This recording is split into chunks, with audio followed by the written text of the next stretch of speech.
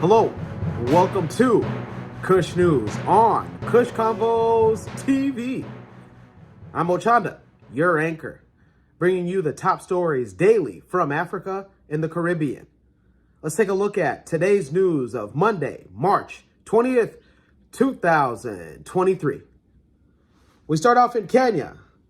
Senate Minority Leader Stuart Madzayo and National Assembly Minority Leader Opio Wandai are among leaders who have been taken in police custody as Azimio supporters protested against the high cost of living today.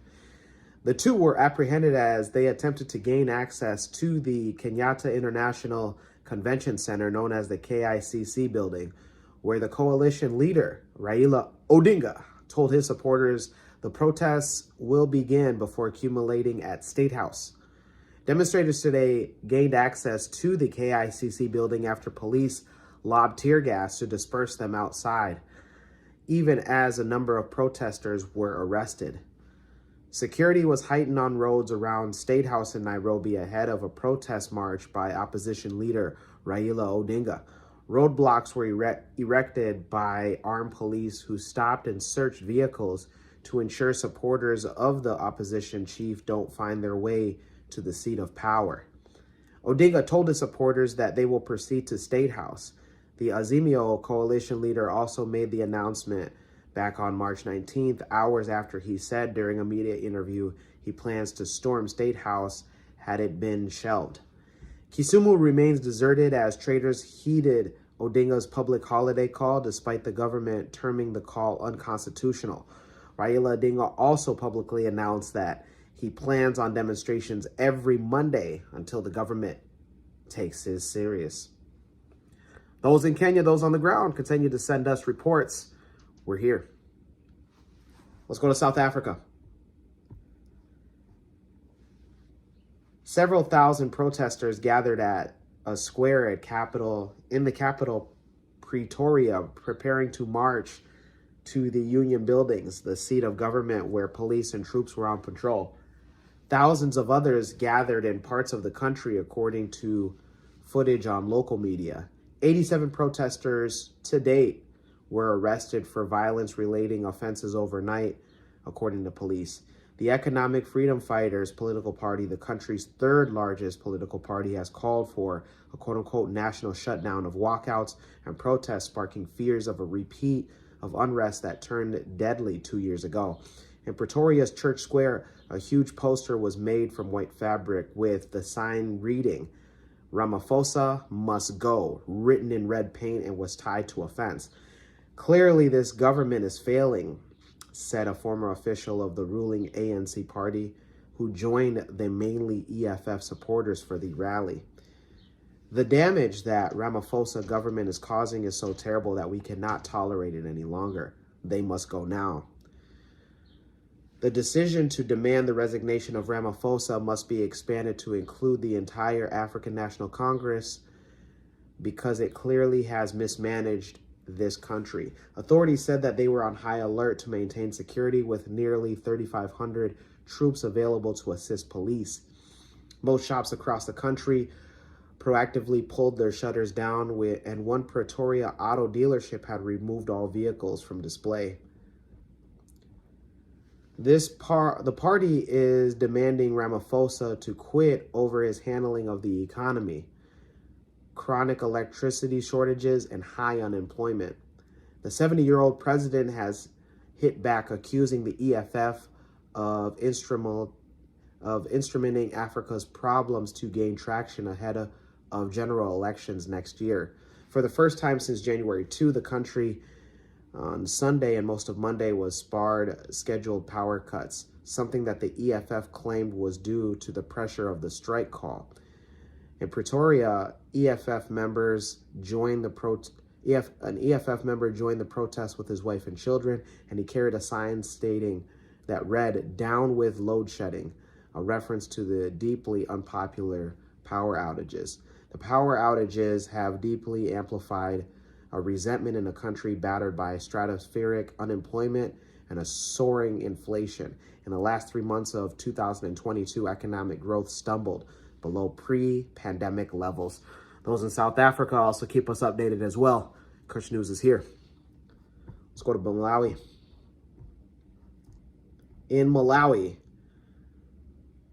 Tropical Cyclone Freddy's death toll has hit 476. The government has announced.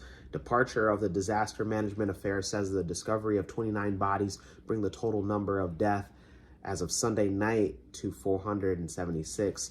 The number of displaced people is at 490,000 plus, with 533 camps set up to accommodate the displaced.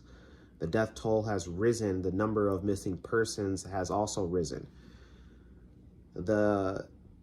Meanwhile, the international support is now starting to flood into Malawi, with the United Nations assisting and providing critical logistical and humanitarian aid.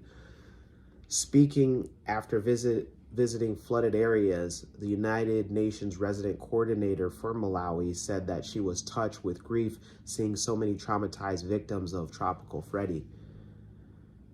Currently, military experts from Malawi, Zambia, and Tanzania are in search and rescue teams to continue to retrieve bodies and rescue people still stranded in the mud. Tanzanian ambassador to Malawi, Humphrey Polepole, told the media in an interview on Sunday that his country has dispatched military helicopters and medical personnel. He also said Tanzania's military and medical personnel are already on the ground conducting rescue operations in southern Malawi. Besides its neighbors, the United Kingdom has also deployed a search and rescue team of 27 and medical team of 6 to help save lives. In a statement from the British High Commission in Malawi, Andrew Mitchell, an MP, said, "We have been working since this horrendous cyclone hit to support emergency response in Malawi and provide life-saving assistance to those who need it most." Cyclone Freddy made landfall in Mozambique back on March 11th and then started battering Malawi back on March 12th. Malawi, a landlocked country, has been dealing a lot of the after effects of Cyclone Freddy because of the mudslides and lack of positive infrastructure. Those in Malawi and the neighboring countries of Tanzania, Zambia, and Mozambique, Kush News is here with you. We'll drop a link in the description box for those that want to support. Let's go ahead and take it on to Lagos. Lagos Governor Babajide Sanwo-Olu was in an early lead on Sunday evening in his bid for re-election as Nigeria counted votes following local elections. Governors are actually more powerful positions in Nigeria, with some controlling state budgets larger than those of several African nations. Saturday's elections for 28 governors and more than 900 state assembly lawmakers took place 3 weeks after the governing party won a presidential race that opposition groups say was rigged. Outsider Peter Obi's Labour Party had considered the technicalities among Saturday's voting. The key question on Saturday was whether Obi's party was growing in popularity, especially with Nigeria's youth, and would translate to local polls. As of right now, the parties that are leading in the gubernatorial results are the APC with 9 votes, or the APC with 9 secured seats, Labour Party with 0 currently, the NNPP with 1, and the PDP with 4 as of this time. Those in Nigeria, drop a comment below. Let us know what your thoughts are. And let's take it to Central Africa. Local authorities have released information that 9 immigrant workers were killed in an attack in Central African Republic, prompting a message from China's President Xi Jinping for the perpetrators to be punished. The attack happened near Bamburi. Officials said 9 bodies and 2 wounded have been accounted for, adding that the victims were Chinese nationals working at a site run by the Gold Coast Group. This site was a site for a gold mine. Local authorities did not release any further information about the attack. In a statement on Sunday, it had stated that an alliance of rebel groups created back in 2020 to overthrow the then president Faustin Taudera denied any involvement in the attack. The group has denounced this act and accused actually a Russian mercenary group of behind the killings. Back in 2020, President Taudera called on Moscow to come in aid of his weakened army after armed groups took control of 2/3 of the country. Hundreds of Russian paramilitaries then joined in to a few hundred that are present since 2018, repelling the rebel offense and pushing them out to a large part of the territories and cities that they controlled. Xi, president of China, is visiting Russia this week as Beijing seeks to claim a peacemaking role in the conflict between Russia and Ukraine. For those in Central African Republic, let us know what's going on the ground. I'll drop a comment below.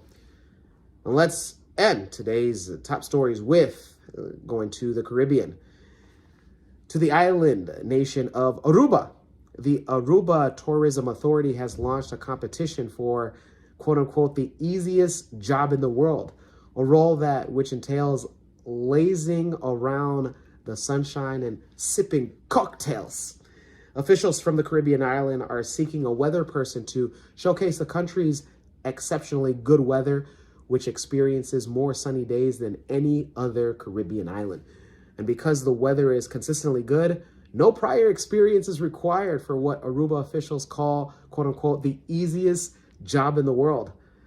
The successful applicant will be required to take on weather reporting duties on Aruba's social media channels for 1 week. That's right, 7 days. They'll also get a 6-night stay, 7-day trip for 2 on the island, staying at the new Embassy Suites by Hilton Aruba Resort, which is situated at the famed Eagle Beach, home of foti trees, soft white sand, and turquoise waters.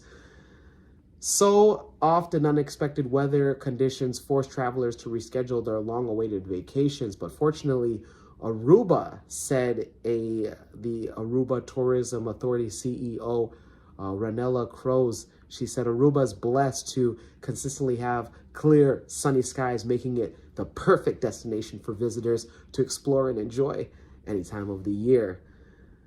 Interested parties are required to visit Aruba's official tourism website, where they must register and submit their best 30-second Aruba weather report. I mean, hey, it's probably only 80 degrees and sunny, but make it memorable. Applications close. That's right, they close real soon on March 31st.